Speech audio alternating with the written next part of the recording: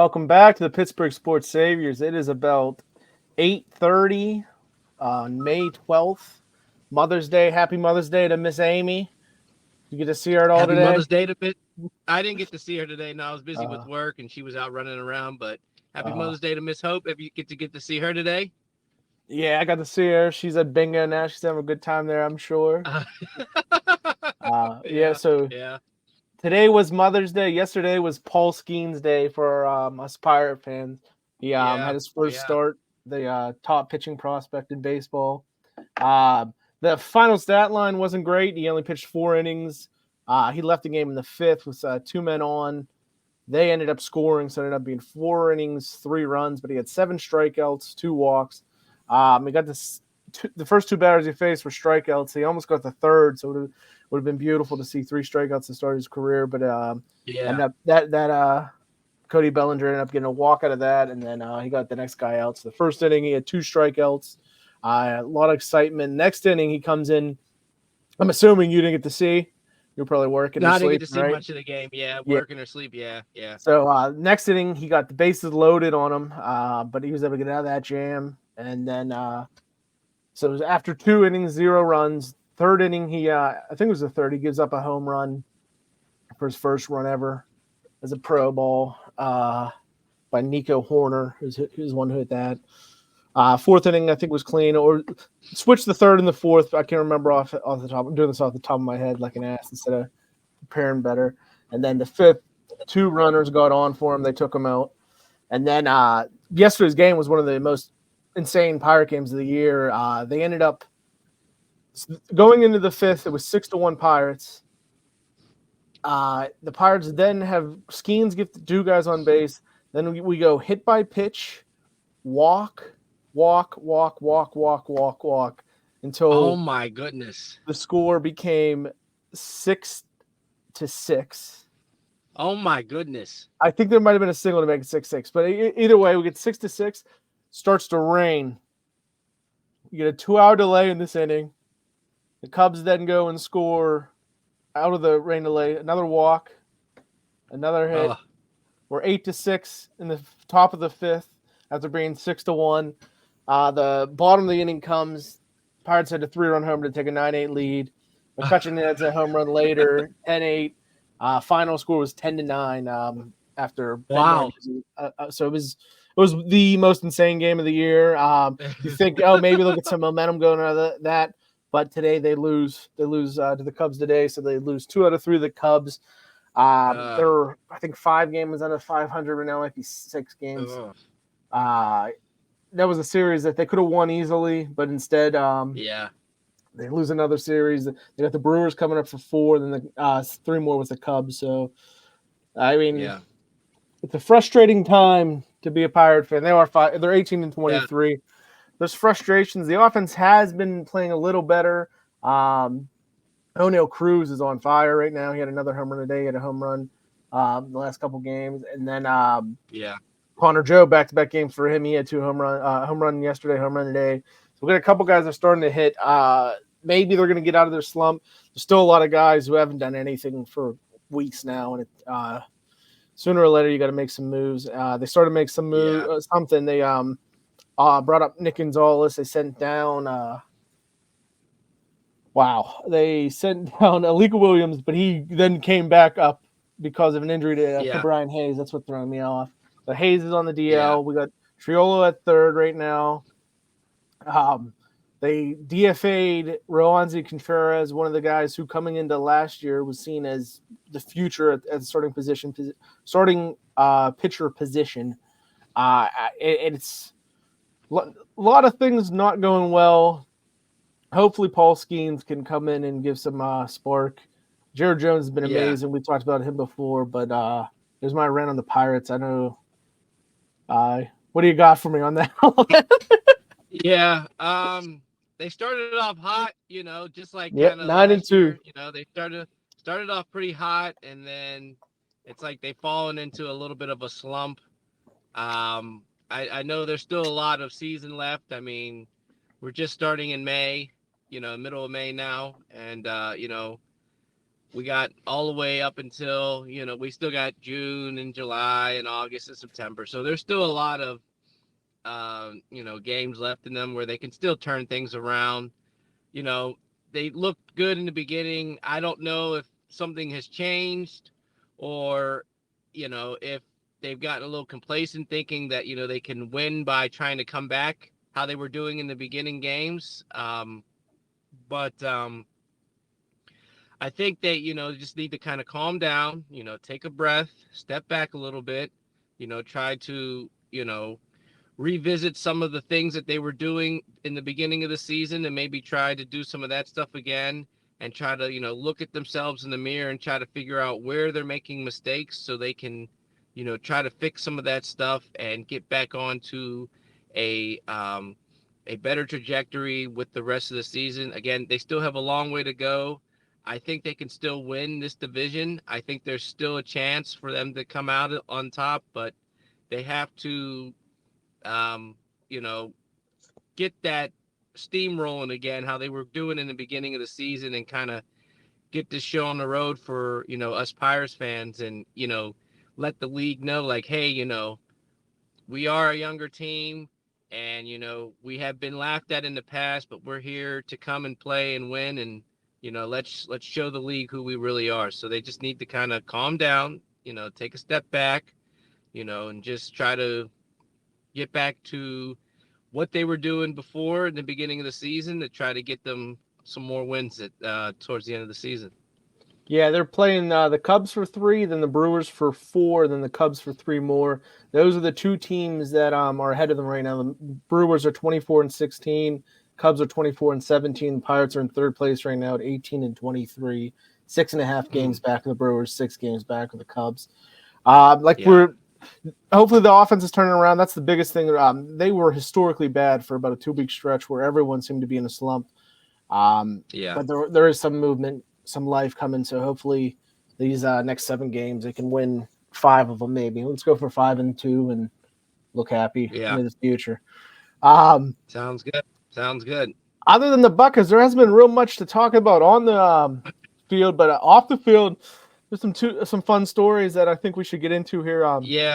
The first one I want to talk about is Austin Rivers' comments. Did you get to see his comments at all? I have a little video of it if you haven't. No, I have not seen it. I have not seen this. So this is Austin Rivers on the Pat McAfee show a couple of days ago. Maybe like a week ago now. Man, where the guaranteed contracts are, where the best athletes in the world are, that's us. I could take 30 players right now in the NBA and throw them in the NFL. You cannot take 30 NFL players and put them in the NBA. Whoa! Outside. So did you heard all that? Wow. Wow. Austin Rivers is of the opinion that you could take 30 NBA guys right now and find them places in the NFL. That part seems crazy, obviously. The second part, I am on his side, though. He said you could not put 30 guys in the NFL in the NBA. I think that we can both agree with. There aren't 30 guys in the NFL that can go to the NBA. It's just too much of a skill to it. There's plenty of guys in the NFL that have the athleticism, and a lot of people are trying to come back right now and showing these highlight tapes of all the players in the NFL, and every single highlight tape is just them these athletic freaks dunking on people in NBA. Yeah. And guess what? There's more to the NBA than dunking. Exactly. You have to be able to score. There's plenty more to the game. But the other side is more fun, I think, is to talk about NBA players going to the NFL. Obviously there's not. Maybe it's not obvious to you. I think it's obvious that there are not 30 guys that you could go and go boom, put them in the NFL right now without their history, whole training, their whole life, and all that. Are you of that opinion too? No, I'm of that opinion. I don't think that there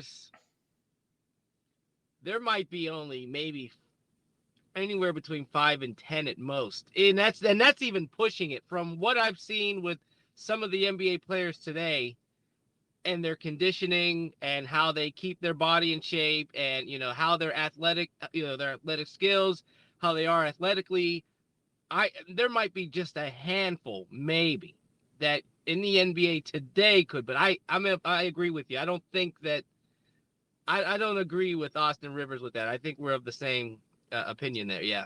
We got one more guy who has he can back us up a little. He's a little more famous than us. You know, I love you. We can't play football. Yeah, we can. No, right. we can't. Yeah, we no, can. we can't. Shut Austin up. Rivers, Yeah. you're doing Austin, a great you're job. Right. But to say we that can. we got 30 or 40 NBA players who can go play in the NFL. Oh, we can't. Austin. So yeah, that's Charles Barkley. He agrees with us. Yeah.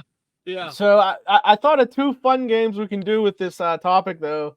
The first one is let's make a starting 5. Let's draft the starting 5 each of Pittsburgh Steelers, who we think would make a top. We're just going 5 NBA guys, 5 guys in bat. We're making our best basketball team out of 5 players off of the Steelers each. We'll each get a point guard, a shooting guard, a small forward, a power forward, and a center. I'll let you want to go first, or do you want the next 2 picks?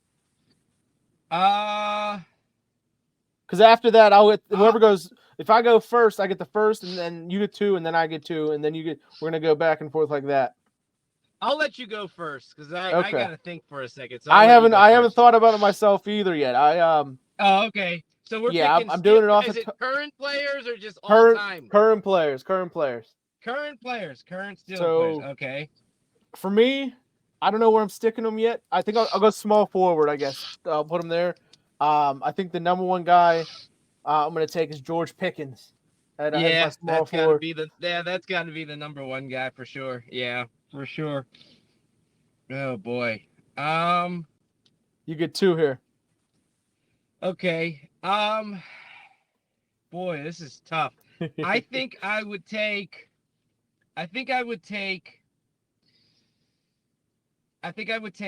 Joey Porter Jr. at point. Whoa, okay. I like it. And then at shooting guard, I think I'm going to take Minka at shooting guard. Dang it. That was going to be my next pick.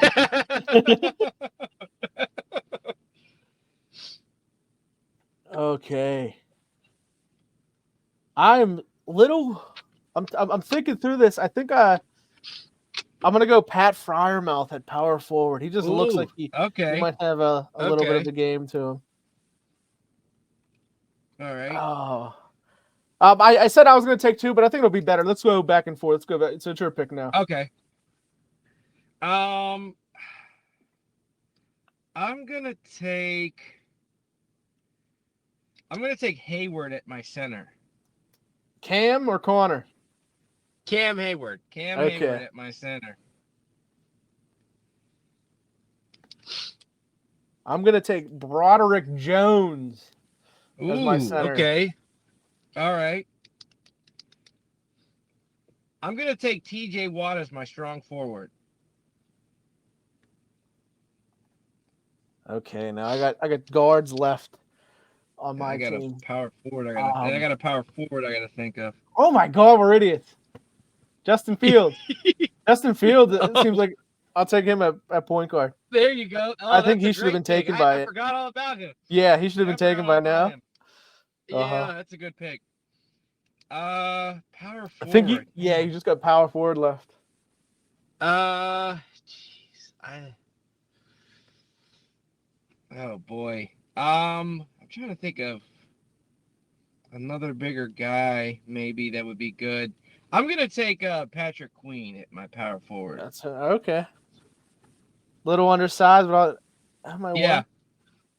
Yeah. And then I'll finish it off. I got 2 names I'm thinking of right now. Is the new receiver Roman Wilson? I think he'd be a good name. But I think I might have to let Russ cook and go Russell Wilson and have my 2 QBs at the guard spots. I'm gonna go Russell Wilson. All right. All right. So my team ended up being Justin Fields, Russell Wilson, George Pickens, Pat Freiermuth, and Broderick Jones. And then you have Joey Porter Jr. at point guard. I think I would have him at my shooting guard. Minka at shooting guard. Small forward, you got TJ Watt, Patrick Queen at power forward, and Cam Hayward as your center. I think it'll be a fun little game. What do you think? Who do you think matches up better here? I'm sure. To be honest, I think you have the better team. To be honest, definitely with the players that you picked, Fields and Wilson. That's a great front court, and then you have Fryermuth as a nice, was that power forward, right? Power forward, yeah. And then Pickens, Yeah. I think Pickens is the guy you got to go first here, right? He's the yeah, I think so. Yeah, he's got the size, sure. the athleticism. He's got everything you want on a team, right? Yeah. Yeah, and then you got a nice big body for Broderick, for center Broderick Jones, so I think your team matches up as if we had to pick 5 current Steelers to be a team, the starting 5 for the NBA, I think your team would be a lot better than mine for sure. I appreciate your honesty. Yeah. Yeah. So then the second game I was thinking about was just looking at NBA guys. Who's the NBA? If you were going NBA, what NBA player would you want right now as your running back? You can go, let's say active, but you can go active when they were younger. So if it's like a guy that you think may be up there in age, you can still throw him out there as your running back. I think a good running back would be like Allen Iverson. Allen Iverson. Okay, my pick was going to be Russell Westbrook.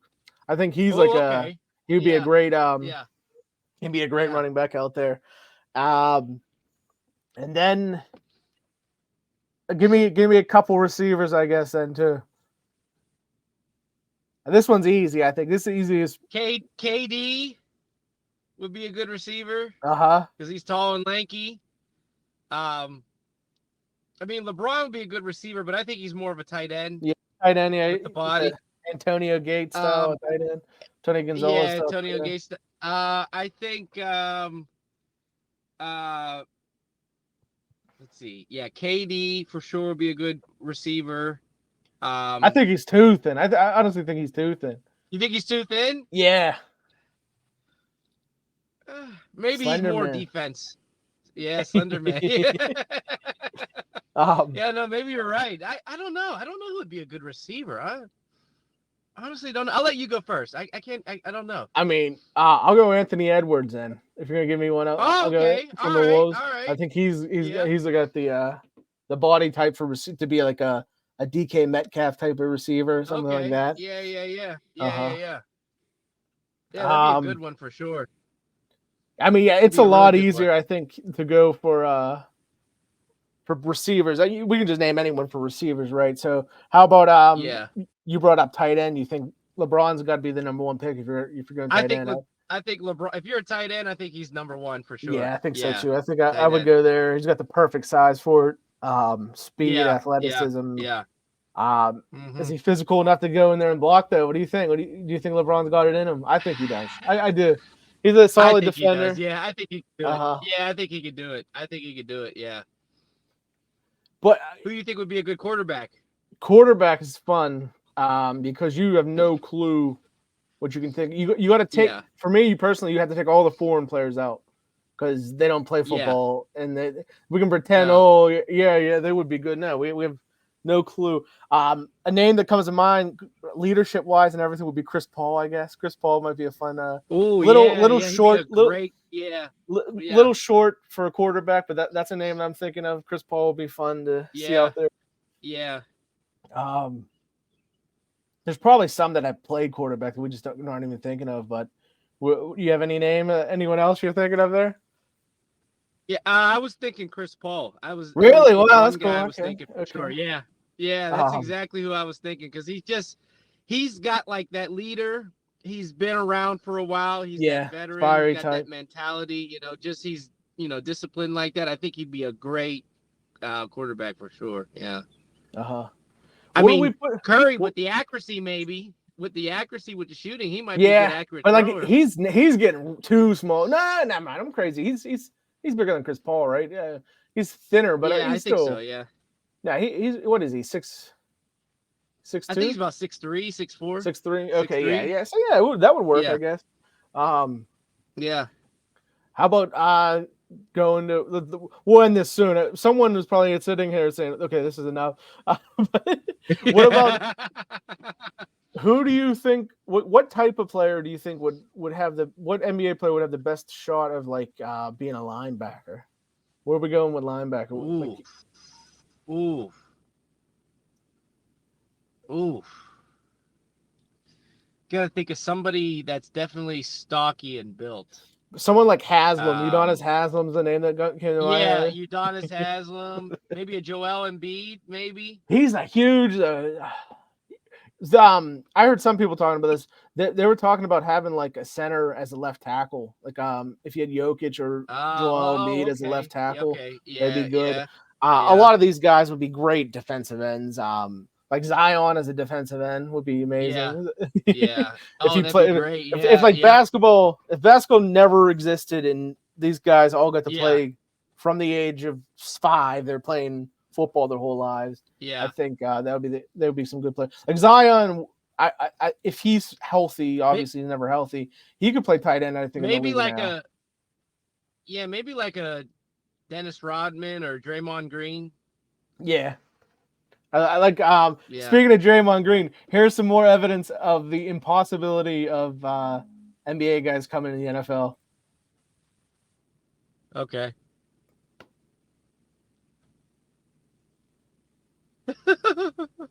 That is Draymond Green at a spring practice for Michigan State against some random cornerback who pretty much got into his chest and made it look easy. So I think that shows you it might be a little tougher for these guys than they think to come in the NFL. Yeah, for sure. Oh my goodness, that's hilarious. Yeah. So the other big thing this week was the roast of Tom Brady. Did you just see the roast of Tom Brady at all? Yeah, I saw it. I thought it was actually really good. There were some good people that got up there and made some funny comments, and good on Tom for taking it like a champ, because some of them jokes were pretty harsh. I'm not gonna lie. Yeah, they really got after it. It was one of the better roasts that I think they've been around in a while. I remember now it's been like 20 years or so when Comedy Central was doing those roasts for a while, and those were always fun. Netflix, to their credit, they let them go viciously at everyone. There was a lot of they did things said that you wouldn't expect to be allowed to get through all the cracks. I don't even know what you want to call it of the PC culture of today, but maybe that's the fact that it was live allowed it to go through it. But what are some highlights for you? Any highlights you can remember off the top of your head of what you enjoyed? There was a lot of shots made. I like the one of the opening jokes that Kevin Hart made to Tom Brady, and he was talking about how Tom Brady fucked his coach Bill Belichick, and he said, who else was fucking their coach was Giselle, and he said, 8 karate classes a day, and she was still a white belt, and I thought it was hilarious. I thought that was great. And then Jeff Ross with the shot at Robert Kraft getting a massage, and I don't know if you saw Tom Brady get up and go, don't do that again. What are your thoughts on it? Do you think that was real? Do you think that was a legit reaction from Tom? I think that was legit. I really do. I think it was legit. I'm leaning that way too, but it just because sometimes at first when I was watching, I was like, oh, he's just doing that crappy joke that some people do, like, oh, knock it off. But the fact that no one else made a single joke like that, I think it was definitely real. Some people talked about how maybe it was they had Jeff Ross do it that way. Someone did it, and they can't say that they ignored the idea, but they were told hey, we can't have happy ending jokes the whole night for Robert Kraft. Speaking of Kraft, though, what did you think of him and Belichick? Belichick did not want to take that shot, right? No, he didn't want to take that shot at all. I don't think he can stand Robert Kraft. I don't think he wanted to take that shot at all. And the fact that they got him up there to do it, I was like, okay, this is nice. But yeah, he definitely was not happy to do that. Not at all. Yeah, for people that haven't seen, there were 2 different shots. The first one involved Robert Kraft and Bill Belichick. Bill Belichick had a pretty good set, I thought. I think it was pretty decent. Yeah. So I think it was Kevin Hart's the one who started it. Kevin Hart says, "Hey, let's have a shot between the two of you. You get to see Bill Belichick sit at the chair. He's like, I don't even have a glass." So of course Kevin Hart, someone get him a glass. Robert Kraft, on the other hand, runs right to the stage. He's ready to take the shot right away. It took a good bit for Bill Belichick to get over there to finally take that shot. But Two of them and Tom took a shot together. And then the second shot of the night involved Gronkowski. He has to take a shot. And did you catch what he did with the shot glass after it? He spiked it, and it broke the glass. The glass shattered. Apparently, it got onto someone in the audience. Oh. When I saw it live, I was like, "Was that intentional?" They I thought, "Oh, that was cool." They decided to put a trap thing there so that he could do his Gronk spike. No, he just is an asshole meathead who spikes glass in the middle of a stage during a live broadcast. Oh God. So that was another highlight of it. I thought Drew Bledsoe was fun. Yeah. He had a lot of he took a lot of shots from a lot of people throughout the night, and he took it really well, and he was pretty nasty himself. Yeah, I think everyone did well. People were saying Randy didn't do great, but I mean, it looked like it was probably jokes that Randy thought of himself. So if you're not a pro and you're out there doing it, I'm not going to complain about your performance at all. Yeah. I liked Nikki Glazer did really good. Yeah. I liked her set. And then there was the guy that did the podcast. I can't think of his name, but he got up and he went after everybody. Tony Hinchcliffe. He was great. Yeah. He destroyed everyone. He had probably one of the better sets. I think he had one of the better sets.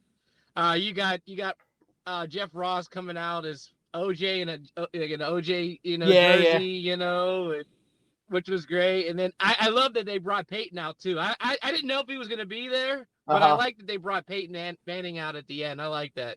Yeah, they had a couple nice surprises. I thought they were good. Who do you think's next? They're going to have to do another one of these. It's probably going to be if you're thinking sports. Who do you want up there next for the next time?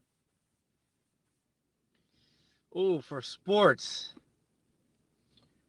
it's got to be somebody very talented and somebody that has to have some type of thick skin. Somebody that you see a lot in the sports news and things like that. I would like to see LeBron, but I don't think he would ever do anything like that if he retires. I don't think that would ever happen. I could see them doing Peyton. I mean, him coming out and then him being roasted himself. I could see that one. Or maybe if I'm trying to think. Maybe look at somebody who's already retired, like Big Ben would be a fun one. But that one would get really that one could get really bad, But I got two here. The first one I thought of as you were talking was Charles Barkley. He'd be perfect for it. Because you're explaining like someone with thick skin and stuff like that. He has things you can jab at. He has like the gambling problems. He has the shitty golf swing. He has the way he talks to the goo, like he would be a really great one. Shaq, of course, that's what the other name. Shaq, but I think there's been Shaq roast before already. I think they've had Shaq roast before. The other one, the out of the box one, who he's pretty much on his way out. He's almost retiring. He's another GOAT. Do you know what I'm talking about yet or no? Tiger Woods. I don't know. Oh, Tiger Woods. If he was willing to do it, that would be. If amazing. He's willing to do it, that would be great. That would probably be up there with Tom Brady's. That would be good. Yeah. I think the Tiger Woods one would be amazing. We all know about the big elephant in the room of the the incidents with his wife and all that stuff. That's there. Yeah. You got plenty of other stuff about being a child prodigy. Blah, blah, blah. You got Phil Mickelson on the dais. He can be the Drew Bledsoe. Where he just was never as good as him. Never. But I would like Tiger Woods. That's a name I think is a little out of the box. That would be a really good one. Yeah, for sure. But let's wrap this up with a little roast of our own. All right. Let's pull together some roast jokes that we can say about some Pittsburgh sports figures. We can do 3 apiece. Do you want to go first or second? Right. I'll go first. All righty. My best here to see how good these go. The first person I'm gonna go after is Antonio Brown. Big name, was a Pittsburgh Steeler. Antonio Brown was named in Tom Brady's roast as a +1 for Giselle, who is Tom Brady's ex-wife. but not for a +1 for the show, but for the hospital room he was in while he was getting a CT exam for his CTE. I got an AB one, so I'll do my AB one right after that one. All right. And it actually plays off of yours a little bit. A lot of people think that Antonio Brown has CTE. Personally, I think that would be impossible. CTE is a brain injury, and Antonio Brown is a brainless dipshit. So that's my Antonio Brown really one for it. Yeah. That was a good one. My next one is Barry Bonds, who was Barry Bonds. There we go. Yep. It was a Pirate back in the day. Barry Bonds has the most home runs ever in the MLB, as well as the most steroid injection marks in his ass as well. I like that one. Good quick one. Good quick one. I got a Pirate one. I got a Bob Nutting one here. I can throw out. Okay. Before Bob Nutting bought the Pirates, he was looking into buying the Steelers. Then he heard about the importance of a quarterback, and the Mirror thought of giving back any money, forced him out of the negotiation room immediately. I fumbled that, but I think there's something there. There's something there. No, there's something there for sure. Yeah, for stuff there. My last one is the main guy, Ben Roethlisberger. All right, here we go. There we go. Ben Roethlisberger was just named in the Trump trials by Stormy Daniels, and as somebody that walked her back to her hotel room after having a day with Donald Trump, and if it wasn't for Stormy Daniels to shut that door quick enough, she'd be victim number 3 under Big Ben's belt.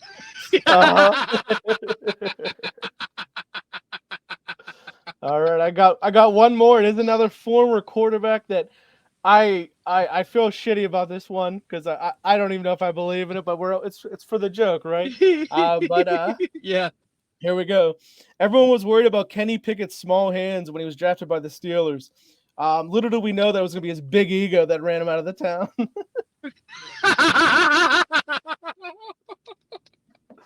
There we go. That's the roast. There we go. The Pittsburgh Sports Roast. We got a couple in there. Hopefully, they're all right. And anyone that watching this got any roast for Pittsburgh Sports for themselves, put it in the comments. Leave us a comment. Yeah, put a comment in. Give us some roast. Yeah, for sure. Some Pittsburgh Sports Roast. Vote on our teams. Who had the better team? That's another thing we can do right there. But I think this is a nice little podcast, Lee. I'm all good. If you're all good, you gonna wrap it up? Yeah, I'm all good. I started off slow, but I think I picked it up in those last couple jokes. I think they were. I like them. They were good. They were good. Yeah. But I'll see you next week, Lee. Sounds good, man. I'll see you. Have a good one.